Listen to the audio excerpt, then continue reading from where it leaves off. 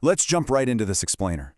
Today, we're cutting through the absolute noise of modern gaming hype to uncover the truth behind those wild GTA 6 Netflix rumors. Plus, we're going to break down some massive PC hardware milestones.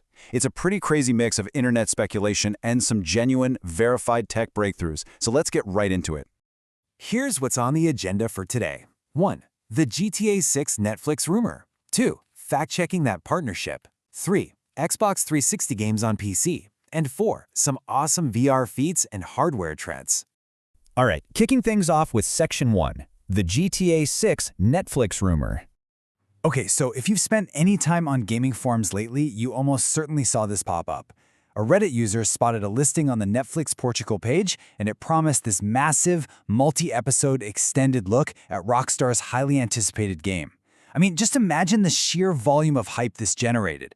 People literally thought we were getting a full-blown documentary series dropped right into our laps. And you know what made this illusion so incredibly believable was the math of it all. We're talking about highly specific runtimes being thrown around. You've got 23 minutes and 37 seconds for Episode 1, nearly 25 minutes for Episode 2, and exactly 18 minutes and 29 seconds for Episode 3, right? These aren't just generic placeholder numbers like 30 minutes. They sound exactly like Final Cut timestamps. It's absolutely no wonder the community bought into this hook, line, and sinker. Let's pivot to Section 2, fact-checking the partnership. Well, the crucial takeaway here is that this multi-episode listing was entirely fabricated.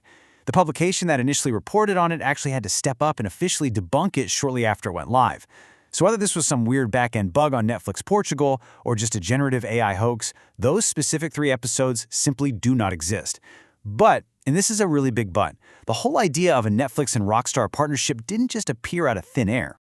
Grounding us back in reality for a second, listen to this actual quote straight from Strauss Zelnick. He's the CEO of Take-Two Interactive, and during their Q1 fiscal year 2027 earnings report, he confirmed a very real, first-of-its-kind, 6-hour exclusivity window for Netflix. So sure, the 3-episode documentary might be a complete myth, but Netflix is genuinely playing a massive role in the marketing rollout for GTA 6. They're basically locking down a huge audience before the content even hits YouTube.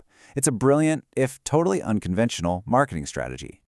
Moving right along to Section 3, Xbox 360 games on PC. According to documents recently revealed by The Verge and discussed heavily over on Digital Foundry Direct, official Xbox 360 emulation is coming to PC. Guys, this is a massive milestone. We are officially bridging the gap between legacy console environments and modern gaming rigs. For years, preserving this specific generation of games has been so incredibly tricky without relying on third-party workarounds. Having official support literally changes the whole game. And naturally, the community response has been huge. Historically, Xbox's backward compatibility has been a total game changer for their platform, and PC gamers are just thrilled to finally get a piece of that action. Commenters are already begging for specific classics across all the major message boards. Games like Jade Empire are coming up constantly. The demand to play these beloved legacy titles with the raw power of a modern PC behind them is absolutely sky-high right now. All right, let's wrap up with Section 4, VR feats and hardware trends. First up in the VR space, we've got an absolute masterclass in optimization. Somebody actually managed to get a demo of Half-Life Alyx running natively on a standalone MetaQuest 3 headset. And why does this matter? Well, Half-Life Alyx is a notoriously demanding PC VR game. It's meant to be tethered to a high-end gaming computer. So seeing it run, even just in a demo state, directly on the mobile chipset of a standalone headset, it brilliantly illustrates just how insanely powerful these all-in-one devices are actually becoming. Meanwhile, taking a look at the broader PC market through the latest Steam hardware survey data, one massive number really stands out as the new gold standard for PC building: 16 gigabytes. The data clearly shows the market shifting in real time. 16GB graphics cards are firmly taking the lead, completely overtaking the declining old 8GB standard. For years, 8 gigs of VRAM was the absolute sweet spot for PC gamers. But as modern games demand much higher resolution textures and way more complex environments, the community is officially moving up. It was bound to happen. And we're seeing the exact same thing on the processor side. The hardware data proves that 8-core CPUs have officially become the dominant, ascendant standard for modern gaming rigs. The days of quad-core dominance are well and truly behind us. Gamers are seriously beefing up their rigs, and the hardware baseline is rapidly evolving.